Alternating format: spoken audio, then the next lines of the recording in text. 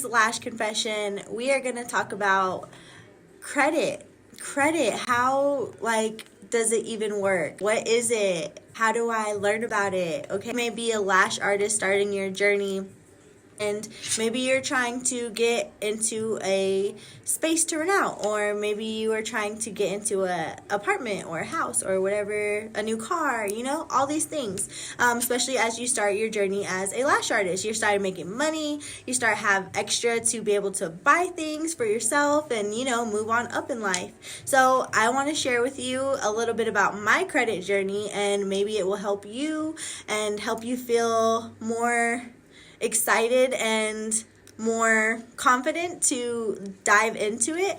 Most of us do not come from a history of knowing things like this, at least me personally. I did not personally know what anything like credit was. I didn't know what a FICO score was. I didn't know that there was only 3 credit bureaus. I didn't know that certain things report to your credit, like medical bill, property damage, all stuff, okay? I did not know anything of anything. So I'm gonna, share with you my journey of credit. So whenever I moved out of my house, I was 18 years old and freshly just new out of my house. I've never lived on my own. I was working a job, and so first time on my own, and I tell my man's let's go buy some furniture. Let's go buy us a couch and, maybe get a bed set or something. We were all for it. So we go to the furniture store and start looking around at everything. Find a couch, and they come up to us and tell us oh yeah, just put $100 down, you could take it home with you, we'll wrap it up and we'll have our delivery guys go and drop it off today, and so I was okay, how much is it, how much are the payments on it, they explained everything, broke it down. They were you have 18 months, no financing.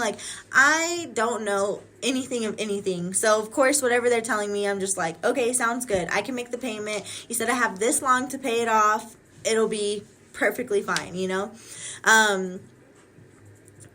It comes to where I literally am 2 years into paying this couch, which is crazy to first off be paying a couch for that long, especially with no return back into it besides just being able to sit down on it, whatever. And years and a day exactly into paying this couch, I thought I was fixing to make my last payment for this couch. It was the last payment of $600. I was ready to pay it and be done with it. I was so tired of paying the couch. Well, the next thing I know, the price for the couch has doubled, and now they want me to pay double the price for the couch. And I was oh my god, I'm working a job, I don't have money to pay this, what do I do? I told my what do I do? And we're just don't pay it. How are we gonna pay it? We're working regular jobs, to pay that extra on, it was insane to think of having to do, but that's how they get you. So that's how they get you, is making you say oh, you only have this little small payment if you pay it off within this much months, but in reality you should be making double those payments. That way you really know it's going to be paid off. I knew obviously that I didn't make the payment for this, but I didn't know what it was going to do to me. Okay, so I just don't pay it. And I came from a family that was very out of sight, out of mind. And so it was very easy for me back then to just sweep things under the rug and pretend it was okay. It's all good around here, And so that's what I did. I, continue on, move into different apartments. And now the next incident that happened was, one day, me and my mans were fighting. He got on my nerves, okay? And I literally kicked my closet door in. I kicked the closet door in, and it was a flimsy ass door. I don't know what I thought. I kicked the door in, okay? There's a big ass hole in my closet door now. Yeah, so now there's a big old hole in my closet door, and I'm just, not even thinking about it. My man's like, what the hell? And I'm like, what? Just fix it. And he's like, it doesn't work like that. He's like, and now they may like put something on our history or something, and I just was like I said, out of sight, out of mind. So I didn't care. I was like, whatever. I'm angry. It helped the moment. And so that's all I was in at that time, was the moment, not really paying attention to, I was letting my emotions and everything get the better of me. And in turn, in the long end, I won. How do you say? I won the fight, it won the war. So let's just say that, okay? That was the second incident. And whenever I left the apartment, did not think anything of it. Just honestly, like I said, swept it under the rug. And I know it's so bad to say, but that's just the mindset I was in back then. And it was really, really. So now I've lived in a couple of different places. Now I have a $2,000 couch on my credit, and now I have a renter's debt on my credit because of my choices. And I did not know how much these things could and would affect me in my life. So that's why I'm sharing this with you, because I know I'm not the only one who's done it. We've all been young at one point. We've all, made irresponsible purchases that we thought, it was going to be no thing. We're going to make the payment. It's going to be all right. Don't make the payment. Get left with the,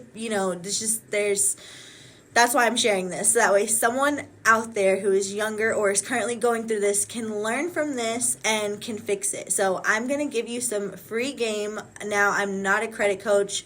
Please always consult with a professional, but I'm going to give you some free information on what you can do to find out about your credit, learn more about your credit, and also fix things that could be on your credit right now. Because like I told you, $2,000 in debt with the couch, had a rent debt on me for property damage because I literally busted my closet door. And I forgot to mention about the car that, got put under my name and didn't last for nothing but 2 months, literally got destroyed by the snow, and I still had to pay it out, and it's still on my credit.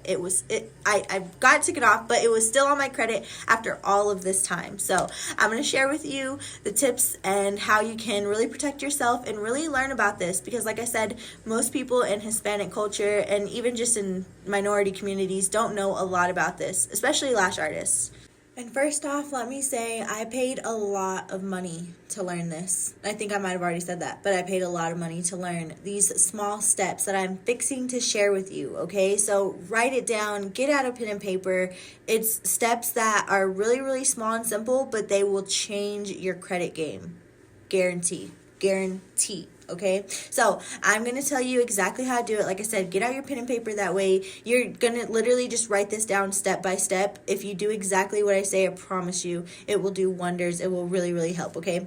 So first off, what you need to do is you need to download the Experian app, okay? Download the Experian app. When you get on the app, you're going to want to pay the $20 fee to see all three of your credit bureaus. Experian, TransUnion, and Equifax, okay? TransUnion, Experian, and Equifax. Again, Experian, TransUnion, and Equifax. These are three credit bureaus who are going to have your personal information and any type of information. If you've pulled out a couch, loan to take out a house, credit cards, anything like that, okay? These are going to be the credit unions that you are going to be working with. So make sure and pay the $20. That way you can see your credit score and each thing that is reporting to that exact credit bureau. If you're not going to pay the $20, then you might as well just jump off this video, because nothing else is going to be helpful that I'm saying after that, okay? So once you pay the $20 fee, you're going to have access to see all of your credit bureaus, your credit scores, everything that's reporting to those scores, everything that's affecting that score, and how you can also improve the score, okay? So once you do that, go to the report section on the Experian app, okay? And make sure to look at everything that is showing up on all these accounts. Okay, so make sure to go to the report section, look at everything that is showing up on all those accounts, okay? So for me, when I logged on and I looked at these accounts, like I said, I had the rent collection on there, I had the couch collection on there. I had a car debt on there, and a lot more other stuff. You'll be surprised how many names are on there, how many, times you're running your credit to like look into buying something or look into moving into somewhere. Okay, like all of these things, even if you have accounts that are paid off in full, they're gonna still show up on your credit, and that affects your credit score. Okay, so make sure to take the time to do this, because it, like I said, it will take your credit to a whole nother game. Okay, so yeah, look at everything that is showing up on there. Look at names, look at addresses, look at and it's going to show you everything that is on those credit scores, like I said. So you're going to be able to see all the stuff reporting.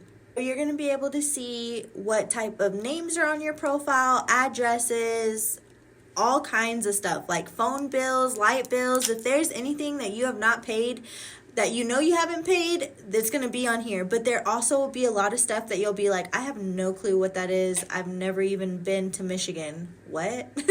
You're going to see all kinds of stuff that you're like, what the heck? Who is using my name and using stuff to report to my credit? Okay, so before you can dispute any of this, and yes, I know most people say you have to wait 7 to 10 years before things will come off your credit. That's not true. You just have to be willing to do the steps, put the work in to get the credit score that you want. Okay, so yeah, make sure that before you dispute anything, we are going to want to go in and look at the addresses that are connected to those profiles that are reporting to our credit. So make sure and look at the names, the addresses, even the phone numbers that are connecting you to these accounts that are showing up on your credit score. Okay, once you realize that a lot of these reports that are still showing up on your credit score are from old addresses, even old names, old numbers, old workplaces even, okay? Even workplaces will stay on your credit, so make sure that you check those addresses before we dispute them, okay? Once you are ready to dispute them, you're going to want to go to FedEx. When you go to FedEx, you're going to want to go and make a copy of your ID, also make a copy of your social, a copy of something that has your name, date of birth, things like that. But usually your ID and your social will do. Or you can even take a bill, okay?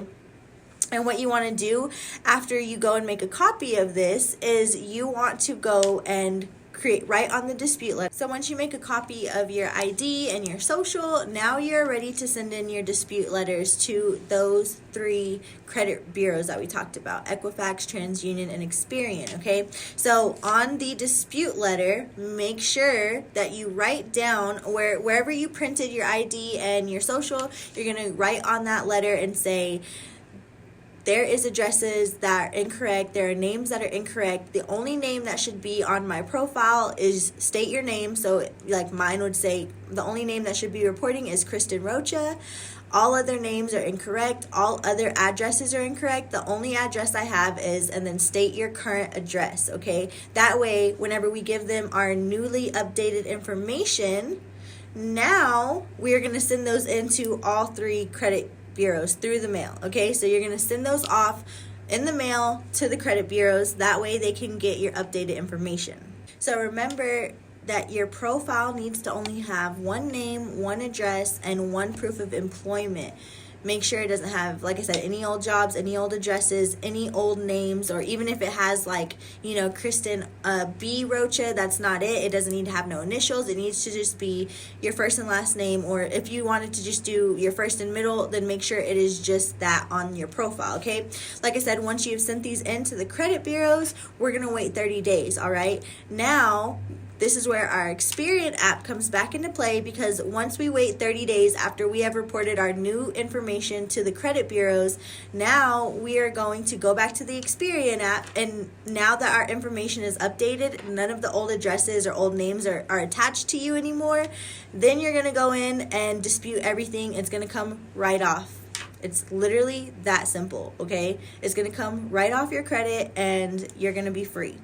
And everything that was reporting on your credit can now no longer report to your credit, because you've updated your name, you've updated your address, and you've also updated your proof of employment. So everything is up to date. Nothing no longer connects you to any of the old information that they have had. If you're new information is correct and updated, then everything that you want to go in and dispute and take off of your credit is going to be able to come off just like so, because they are not able to attach any of that information to any of the old information that you had. Okay, so that is literally how you up your credit game. I hope that it was like, I hope you took notes, and I hope that you wrote it down step by step, because this is all you need to help you up your credit. Okay, like I said, there's times where you make irresponsible purchases. There's times where, I mean, like I said, there's a bunch of stuff on there that you don't even know where it's coming from. So everyone has a credit score, everyone has a FICO score. We all have the right to learn about this information. We all have a right to learn this information, because it's not until you're trying to get into that new house or that new apartment or that new car or that new private office for your job, it's not until you're trying to do those things that you're going to realize along the way that there are bumps and there are things on your credit that can really affect this. It was hard for me to get into apartments. It was hard for me to, find vehicles after having a car on my profile. Like, it was nothing I expected that would even come up. Like I said, I didn't know what a credit score was. I thought as long as I had cash, I was always going to be good. And boy, was I wrong. Credit is so important, especially in life. So like I said, take everything that I shared with you and make sure and use it, please. Especially if you're a lash artist, you're making your money, you're ready to get into new places and upgrade your life. You have to make sure that your credit, and whenever you are ready to report and dispute all of these, because all of your information is updated and it is all ready to go, then you're going to go back onto the Experian app, and this is where our Experian app comes back into play. You're going to go back on that app. You're going to go and dispute everything that is on there that you do not want on your credit. Even the closed accounts, okay? There's going to be accounts that are closed. Report all of those as well. They should not be showing up on your credit score since they're already paid out. It's crazy how that works, okay? But whenever you go in to dispute all of the ones that you don't want on your credit, you want to make sure that you click that it is fraud, that you have no clue what it is, okay? Don't say that you know what it is. Don't say that you have any connection to it. Literally say it's fraud. You don't know anything about anything. That way it can just come off your credit and it has no connection to you whatsoever. Okay, make sure to do that step. That is super important. If you claim that you know, it may not be the same process. You have to make sure that our credit is good to go, that we understand everything that is going on with our personal selves. That way we can grow in ourselves, in our business. If you do not know what any of this is, I just gave you a blueprint. So like I said, write it down, go apply it, go do it. I promise you it works. I personally did it. I now have a amazing credit score, and I'm thankful to learning these steps and applying them. Watching this is one thing, but actually going and applying it is totally different. So like I said, educate yourself. If you're watching this video, you are educating yourself and you learned something new just now. So make sure to go apply it, because it's super important. Like I said, it's not till you're in that financial bind or in that situation to where you're going to feel like, I need to reach out and learn about this. But if you are ahead of this, then make sure that you truly understand. That way you can be set up for success. So that is all. I hope this was super helpful. Okay, see y'all later. Bye.